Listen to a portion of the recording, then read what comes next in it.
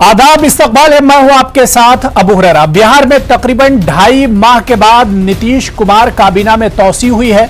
इस तौसी में 9 बीजेपी अरकान और 8 जेडीयू अरकान ने हलफ लिया है।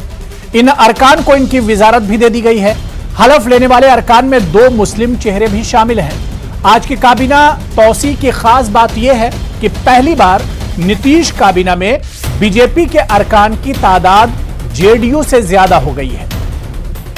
ऐसे में अपोजिशन कई तरह के सवाल भी उठा रहा है। ऐसे में अब सवाल यह भी किया जा रहा है कि क्या बिहार में बीजेपी बड़े भाई के किरदार में है।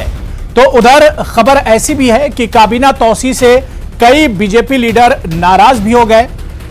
ये ऐसे अरकान हैं जिन्हें आज की तौसी में जगह नहीं मिली है।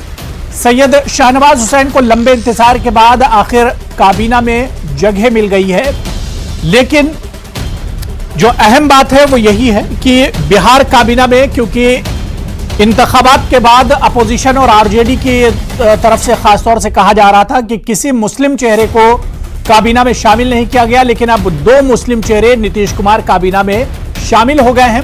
इसके अलावा अगर नीतीश कुमार काबीना की खास बातचीत की जाए तो नीतीश कुमार काबीना में अब बीजेपी के अरकान की तादाद ज्यादा हो गई है। यानी अब बात फिर वहीं पर आ गई कि बड़ा भाई कौन है और छोटा भाई कौन है।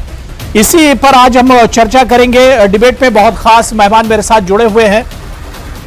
बहुत जल्दी मैं अपने मेहमानों का आपसे तारुफ करा देता हूं।